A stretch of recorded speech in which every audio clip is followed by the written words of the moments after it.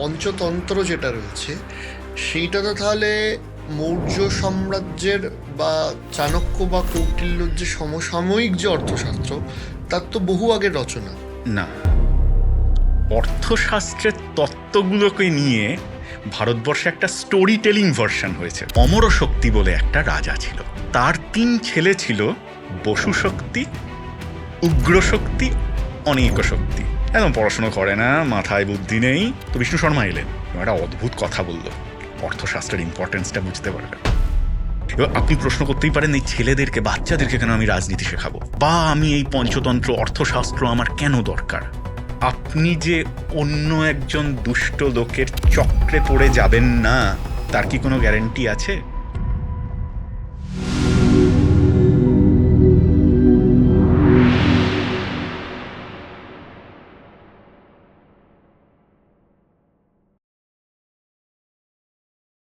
তাহলে এটাও তো হতে পারে যে অর্থশাস্ত্র একটা ট্র্যাডিশন বা একটা সিস্টেম বা একটা থিওরি ছিল, যে থিওরিটার অনুযায়ী তৎকালীন সময়ের যে বিভিন্ন রাজত্বগুলো ছিল বা রাজারা ছিল তারা তাদের পলিটিক্যাল এস্টাবলিশমেন্টটা চালাতো। অর্থাৎ এটা একটা মত না, জেনারেশনের পর জেনারেশন হয়ে আসা একটা মত।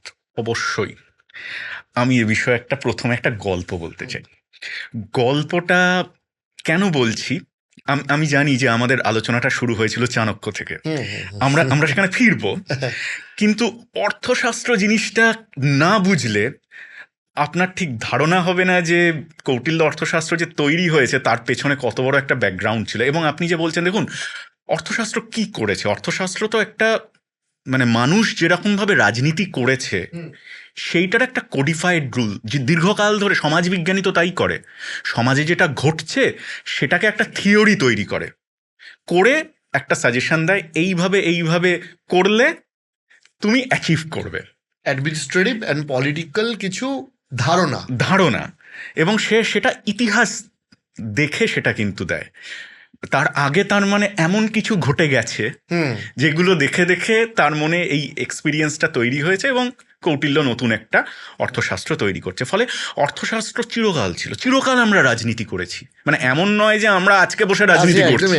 মানে আমি সবসময় বলি, আমরা যেমন আমাদের পূর্বপুরুষরা সেরকম। মানে আমরা যদি খারাপ হই আমাদের পূর্বপুরুষরাও খারাপ ছিল, আমরা যদি ভালো হই আমাদের পূর্বপুরুষরাও ভালো।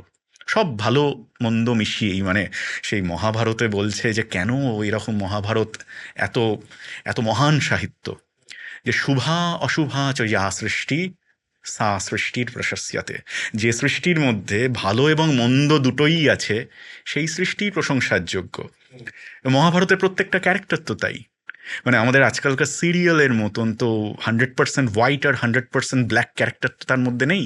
আমাদের প্রত্যেকের মধ্যেই ভালো মন্দ সব রকম গুণ আছে। তো আমাদের পূর্বপুরুষের মধ্যেও তাই ছিল, রাজনীতির মধ্যেও তাই ছিল। যেমন মজার ব্যাপার হচ্ছে, অর্থশাস্ত্রে কি কি ছিল। আমি সব সময় অর্থশাস্ত্রটা তো হঠাৎ করে যদি আমি আপনাকে এরকমভাবে অর্থশাস্ত্র বলতে শুরু করি, আপনি ঘুমিয়ে পড়বেন।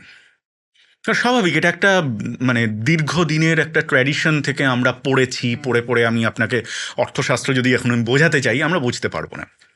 কিন্তু মজার ব্যাপার হচ্ছে, অর্থশাস্ত্রের তত্ত্বগুলোকে নিয়ে ভারতবর্ষে একটা স্টোরি টেলিং ভার্সন হয়েছে। মানে গল্পের মাধ্যমে আপনি অর্থশাস্ত্রকে বুঝবেন। এবং সেটা কি, সেটা আমরা সবাই হয়তো জানি, পঞ্চতন্ত্র হিতোপদেশের গল্প ছোটবেলা থেকে আমরা পড়েছি। কিন্তু পঞ্চতন্ত্র হিতোপদেশটা আপনি খেয়াল করুন, আমি সবসময় বলি যে পঞ্চতন্ত্র হিতোপদেশ তৈরি হয়েছিল কেন? তৈরি হয়েছিল কারণ আপনি তার ভূমিকায় একটা ছোট গল্প আছে, যে দাক্ষিণাত্য দেশে মহিলারোপ্য নামে একটা নগর ছিল, এবং সেখানে অমর শক্তি বলে একটা রাজা ছিল। মানে খেয়াল করে দেখুন, অমর শক্তি মানে শক্তি কেন, মানে তার তার শক্তিতে তিনি অমরতা লাভ করেছেন। কিন্তু তার 3 ছেলে ছিল, তারা হচ্ছে পরমা দুর্মেধা। একদম এই সংস্কৃত শব্দ ব্যবহার করছে, পরমা দুর্মেধা। একদম পড়াশুনো করে না, মাথায় বুদ্ধি নেই, এরকম। এবং তাদের নাম কি? বসু শক্তি, উগ্র শক্তি, অনেক শক্তি। বসু শক্তি মানে কি? বসু মানে পৃথিবীর নাম বসুন্ধরা, তার মানে ধনসম্পদ যার মধ্যে আছে। তো ধনসম্পদই হচ্ছে যার শক্তির উৎস, সে হচ্ছে বসু শক্তি। উগ্র শক্তিকে, উগ্র শক্তি হচ্ছে যার ব্যবহারের উগ্রতা হচ্ছে তার শক্তি।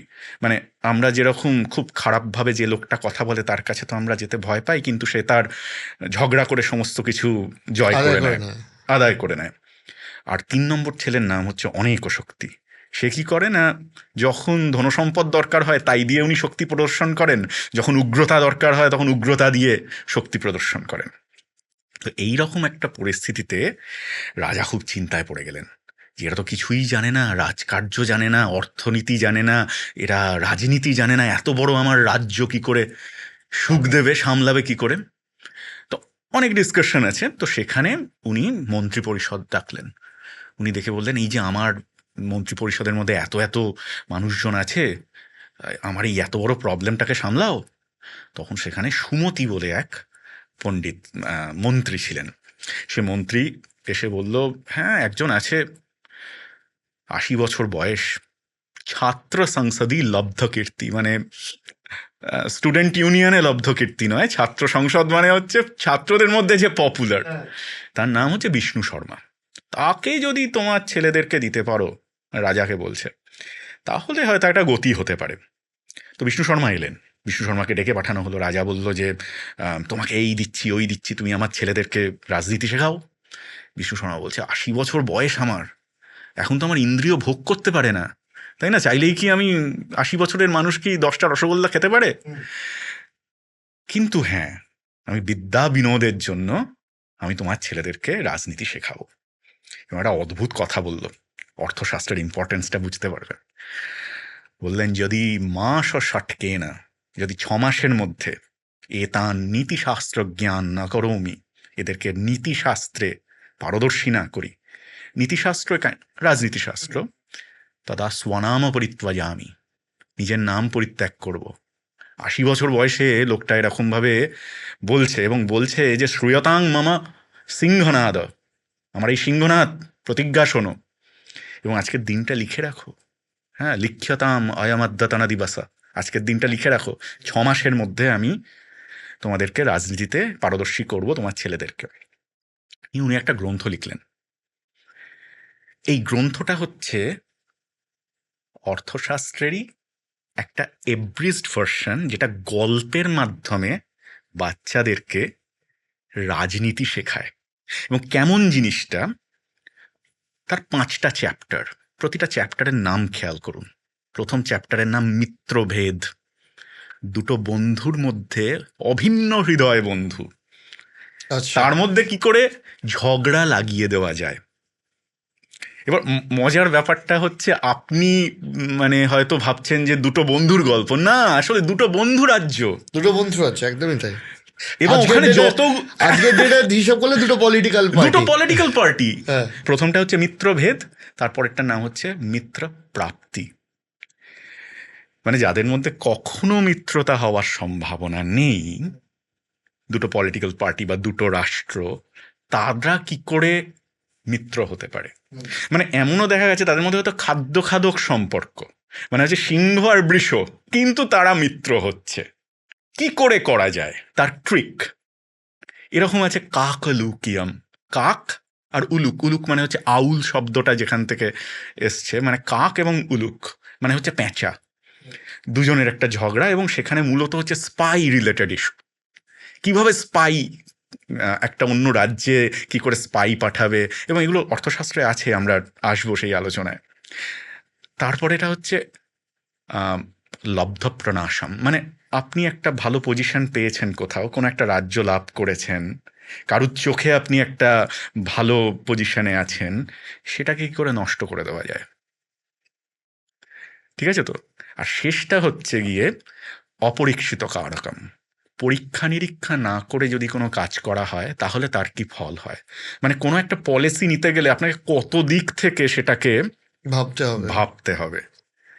এই 5টা তন্ত্র উনি লিখলেন, 5টা তন্ত্র নিয়ে পঞ্চতন্ত্র, এবং উনি দাবি করলেন যে অধীতে ইদং নিত্যং, যে রোজ এটা পাঠ করবে, নীতিশাস্ত্রাং শৃণোতি চা, সে আসলে নীতিশাস্ত্র মানে রাজনীতি শাস্ত্র শুনছে। এবং বলছে ন পরাভব আপনতি, পরাভব মানে সে পরাজয় লাভ করবে না, কার থেকে, শক্রাদপি কদাচন, শক্র মানে হচ্ছে ইন্দ্র, মানে দেবরাজ ইন্দ্র এসেও তাকে হারাতে পারবে না। এবার আপনি প্রশ্ন করতেই পারেন এই ছেলেদেরকে, বাচ্চাদেরকে কেন আমি রাজনীতি শেখাবো? হ্যাঁ, মানে বা আমি এই পঞ্চতন্ত্র অর্থশাস্ত্র আমার কেন দরকার? এবং সেটা আমরা জানি যে একটা খুব সুন্দর শ্লোকের কথা বলছে, শ্লোকটা আমি বলছি না, কিন্তু বলছে আপনি দুর্গা মূর্তিটা খেয়াল করুন, পঞ্চতন্ত্রতেই আছে। দুর্গা মূর্তিটা খেয়াল করুন, সেখানে গণপতির যে বাহন সে হচ্ছে কি ইঁদুর। ইঁদুরকে খেতে চায় মহাদেবের গলার সাপ, মহাদেবের গলার সাপকে খেতে চায় কার্তিকের বাহন ময়ূর, আর কার্তিকের বাহন ময়ূরকে খেতে চায় দুর্গার বাহন সিংহ। সিংহ। তো মহাদেবের ঘরেই যদি এরকম খাওয়া খাওয়ির অবস্থা হয় তাহলে জগতের কথা কি বলবো? মানে হতে পারে যে আমি অ্যাপলিটিক্যাল, যদিও অ্যাপলিটিক্যাল থাকাটা একটা ক্যামোফ্লেজ, সবারই আমাদের কোনো না কোনো পলিটিক্যাল আইডিওলজি আছে, কিন্তু আমি যদি অ্যাপলিটিক্যাল থাকতেও চাই, সমাজ কি আপনাকে বা আমাকে থাকতে দেবে? বা আপনি যে অন্য একজন দুষ্ট লোকের চক্রে পড়ে যাবেন না, তার কি কোনো গ্যারেন্টি আছে? তাই জন্য দুষ্ট লোককে চিনতে গেলেও আপনাকে কিন্তু পলিটিক্সটা জানতে হবে। এই যে 5টা তন্ত্র, এর মধ্যে অর্থশাস্ত্রের যেটা তত্ত্ব, স্টোরি টেলিং ভার্সন, সেটা পুরোটা এর মধ্যে আছে। এটা বাচ্চারা শিশুকাল থেকে এটা শিখবে, শিখে শিখে একটু বড় হয়ে তখন MA যখন করবে তখন তারা পলিটিক্যাল সায়েন্সটা পড়বে। তাহলে এই রকম একটা টেক্সট কিন্তু হচ্ছে অর্থশাস্ত্র, যার ট্র্যাডিশন কিন্তু দীর্ঘদিন ধরে আছে। এইটা কিন্তু কৌটিল্য লিখেছে, এবং এটা কিন্তু ছিল এই যে পঞ্চতন্ত্র যেটা রয়েছে সেইটা তো তাহলে মৌর্য সাম্রাজ্যের বা চাণক্য বা কৌটিল্যর যে সমসাময়িক যে অর্থশাস্ত্র তার তো বহু আগের রচনা না। কৌটিল্যের অর্থশাস্ত্রের এগুলো পরের রচনা, কারণ পঞ্চতন্ত্রের শুরুতেই কিন্তু বিষ্ণু শর্মা একদম পরিষ্কারভাবে স্বীকার করে নিচ্ছে যে উনি কৌটিল্যের অর্থশাস্ত্র, উনি বিষ্ণুগুপ্ত নামটা ব্যবহার করছেন, ওখান থেকে পড়ে, ওখান থেকে তত্ত্ব নিয়ে এবং মহাভারত বা অন্যান্য জায়গা থেকে নিয়ে আলটিমেটলি এটা উনি তৈরি করছেন। তার মানে আমি আপনাকে কেন এইটা বললাম যে আমি যদি ঝট করে আপনাকে অর্থশাস্ত্র কি এক কথায় বোঝাতে চাই, আমি বোঝাতে পারবো না, কিন্তু এই স্টোরি টেলিংটার মাধ্যমে আপনাকে 5টা চ্যাপ্টারের নাম বলে আমি কিন্তু একটা ধারণা দিয়ে দিতে পারলাম আপনাকে যে অর্থশাস্ত্রের মধ্যে আসলে সোজা পথ নেই।